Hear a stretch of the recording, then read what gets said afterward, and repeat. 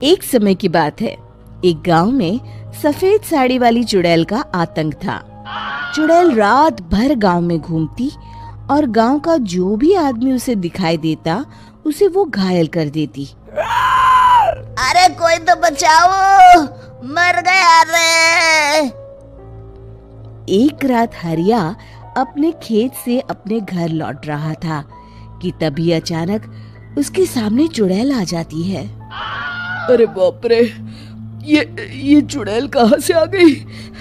आज तो मैं गया काम से।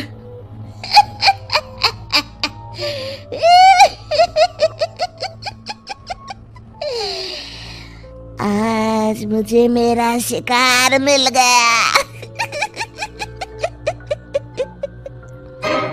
अरे चुड़ैल दीदी, मुझे छोड़ दो।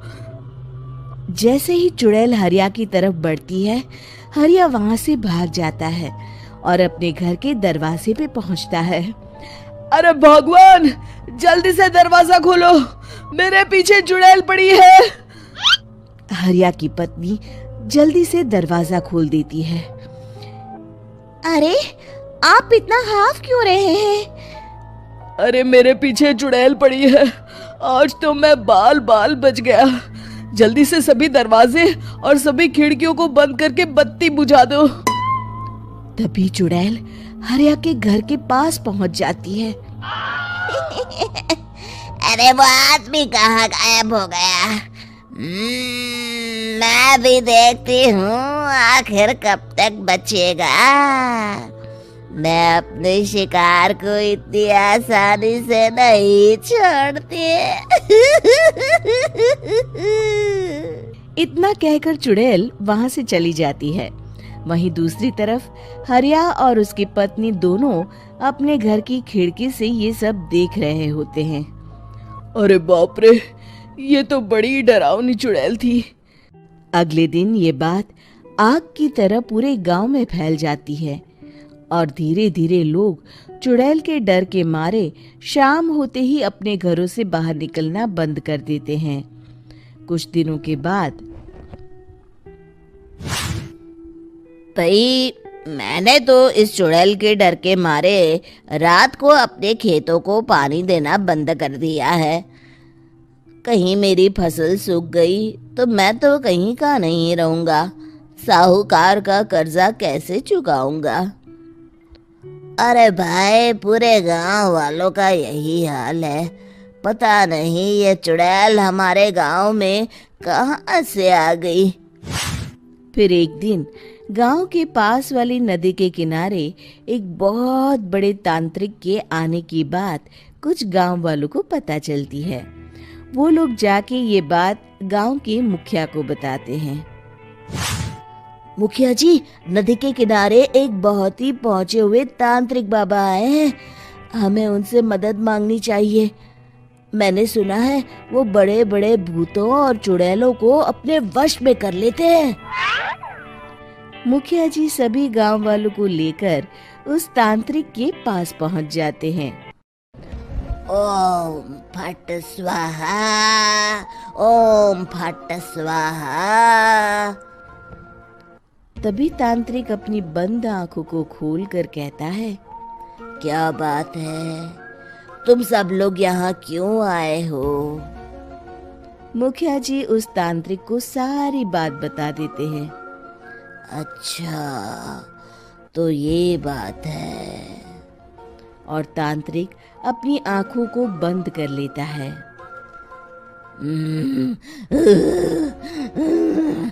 मैं देख रहा हूँ तुम्हारे पूर्वजों ने बहुत पाप किए थे, जिससे ये गांव अब श्रापित हो चुका है। उसी के फल स्वरूप तुम्हारे गांव में चुड़ैल आई है। ये चुड़ैल बहुत खतरनाक है, ये किसी को नहीं छोड़ेगी। हे भगवान, मर गए रे, अब क्या होगा? तभी गांव के मुखिया जी कहते हैं, बाबा, इस चुड़ैल से हम सबको बचा लीजिए। कोई तो उपाय होगा। इसका सिर्फ एक ही उपाय है। सभी गांव वालों को बारी बारी हर दिन अपनी आधी फसल उस पहाड़ी के ऊपर बनी काली गुफा में छोड़ के आनी होगी, तभी उस चुड़ैल की भूख मिटेगी और श्राप का प्रभाव खत्म हो जाएगा और तुम सब जिंदा बच जाओगे। सभी गांव वाले उस तांत्रिक की बात को मान लेते हैं और वहां से चले जाते हैं। फिर अगले दिन से रोज उस गांव के लोग बारी बारी से अपनी आधी फसल उस काली गुफा के पास जाकर रखाते। कुछ दिनों बाद हरिया की बारी आती है। बाप रे, आज तो मेरी बारी है उस काली गुफा में जाने की। क्या करूं, वो तो बड़ी खतरनाक चुड़ैल है। मेरे तो हाथ पैर कांप रहे हैं। फिर हरिया डरते डरते अनाज की बोरियां अपनी बैलगाड़ी में लाद देता है। तभी हरिया की पत्नी उससे कहती है, देखो जी, संभल के जाना और किसी भी हालत में शाम होने से पहले वापस आ जाना। उस चुड़ैल का कोई भरोसा नहीं है जी। हरिया बैलगाड़ी में बैठते हुए कहता है, भगवान, मैं क्या वापस आऊंगा? लगता है अब तो मेरी खबर ही आएगी। इतना कहकर हरिया वहां से चला जाता है। रास्ते में जंगल से गुजरते हुए हरिया की बैलगाड़ी का एक चक्का बड़े गड्ढे में फंस जाता है। हे भगवान, अब ये क्या मुसीबत है? हरिया नीचे उतर के पूरी ताकत से अपनी बैलगाड़ी को गड्ढे से निकालने की कोशिश करता है।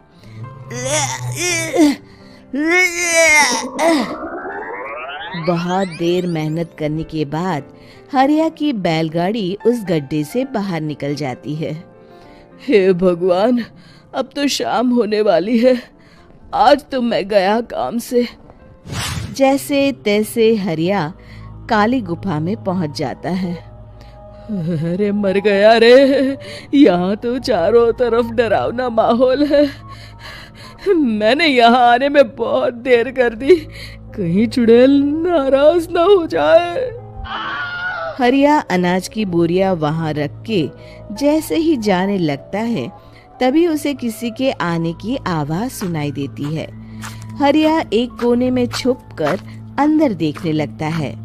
चुड़ैल वहां आती है और फिर अपने चेहरे से नकली चुड़ैल का मुखौटा निकाल देती है। हरिया ये देख के हक्का बक्का रह जाता है। तभी चुड़ैल कहती है, भैया यहाँ आना।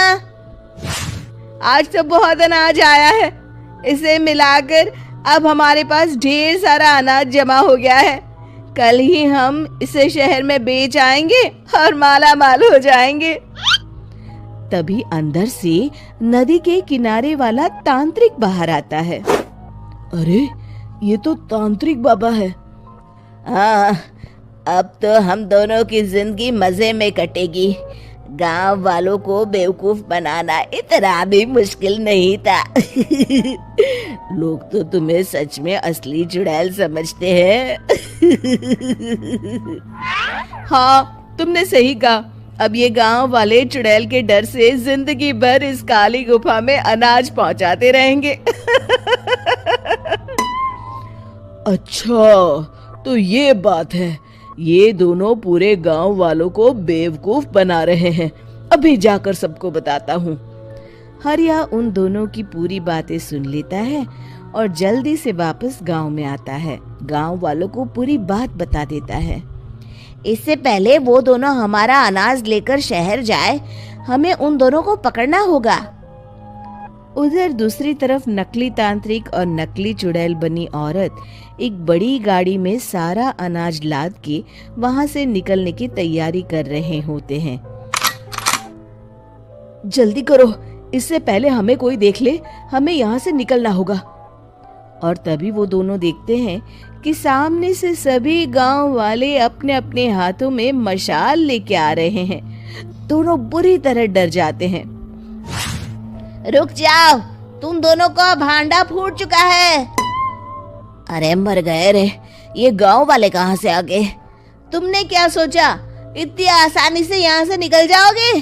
ये अनाज हमने अपने खून पसीने से दिन रात खेतों में मेहनत करके उगाया है। दोनों मुखिया जी के पैरों में गिर जाते हैं। हमें माफ कर दीजिए, हम दोनों एक नंबर के कामचोर हैं, बिना मेहनत किए पैसे कमाना चाहते थे। हाँ, अब हम आगे से मेहनत मजदूरी करके पैसे कमाएंगे, हमें कुछ मत करना, हमें छोड़ दीजिए। इतना कह के दोनों गांव छोड़ के भाग जाते हैं और सभी गांव वाले फिर से खुशी खुशी रहने लगते हैं।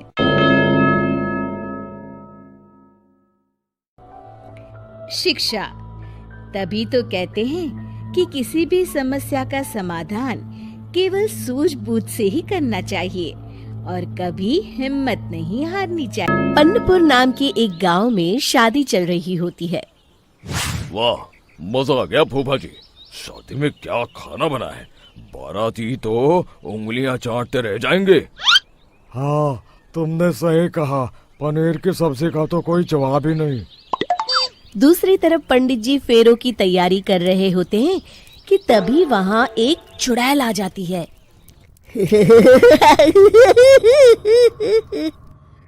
अरे मर गया रे, ये चुड़ैल यहाँ क्या कर रही है?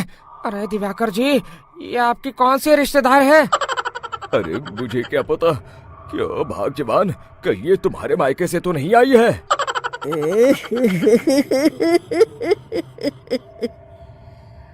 तुम लोगों की इस गांव में बारात लाने की हिम्मत कैसे हुई? मेरे रहते इस गांव में किसी की शादी नहीं हो सकती।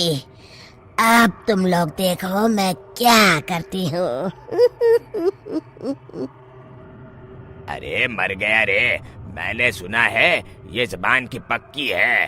भागो रे भागो, वरना ये चुड़ैल किसी को नहीं छोड़ेगी। हाँ, तुम सही कहते हो मोहन भाई, यहाँ से भाग लेने में ही हम सबकी भलाई है। देखते ही देखते शादी के मंडप में भगदड़ मच जाती है और चुड़ैल सब कुछ उजाड़ कर रख देती है। फिर एक दिन मोहन की शादी तय हो जाती है।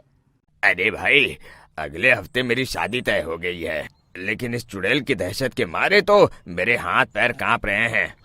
अरे मोहन, तुम्हारा दिमाग तो खराब नहीं हो गया?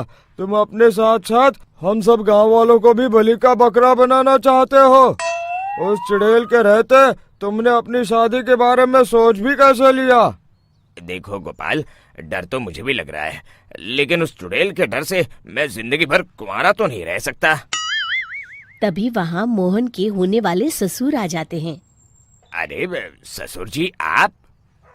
देखो, अब तक मैं तुम्हारा ससुर बना नहीं हूँ और शायद बनूंगा भी नहीं। ये आप क्या कह रहे हैं? मैंने तो शादी का कोड भी सिलवा लिया है। मैं अपनी बेटी की शादी किसी अच्छे गांव में कराना चाहता हूँ। तुम्हारा गांव तो भूतिया गांव है। मैं तो क्या, अब तो कोई भी अपनी लड़की इस गांव वालों को नहीं देगा। इस तरह चुड़ैल के डर से उस गांव में किसी की भी शादी नहीं हो पाती। फिर एक दिन गांव के जमींदार अपनी बेटी की शादी करने का विचार करते हैं, लेकिन चुड़ैल के डर से उनकी भी हिम्मत जवाब दे देती है।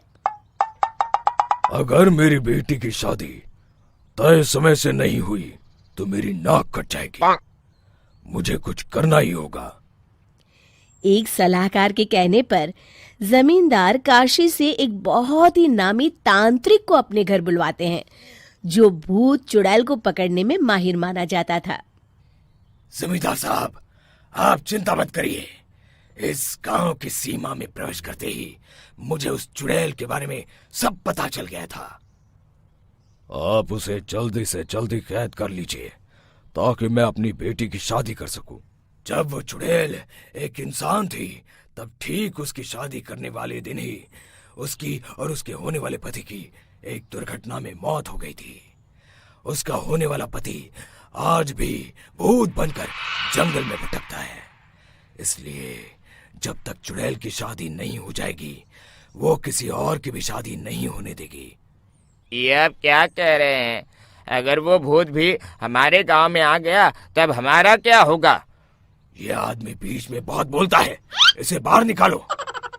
उसके बाद तांत्रिक बताते हैं कि अगर उस भूत के साथ चुड़ैल की शादी करा दी जाए तो वो चुड़ैल हमेशा हमेशा के लिए उस गांव को छोड़कर चली जाएगी। जमींदार साहब, आप अपनी बेटी की शादी की तैयारी शुरू कर दीजिए। मैं कुछ गांव वालों को अपने साथ लेकर उस भूत को ढूंढने जंगल की ओर जाता हूँ। इस तरह जमींदार निश्चित होकर अपनी बेटी की शादी करवाने लगते हैं, लेकिन तभी वहां चुड़ैल आ जाती है। मैंने तुम गांव वालों को समझाया था ना कि इस गांव में कभी कोई शादी नहीं करेगा। लगता है तुम लोग मुझे हल्के में ले रहे हो।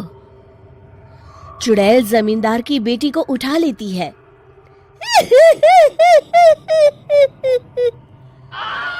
अब देखती हूँ बिना दुल्हन के तुम लोग शादी कैसे करोगे। मैं इसे अपने साथ ले जा रही हूँ। छोड़ मुझे, पिताजी, मुझे बचाइए।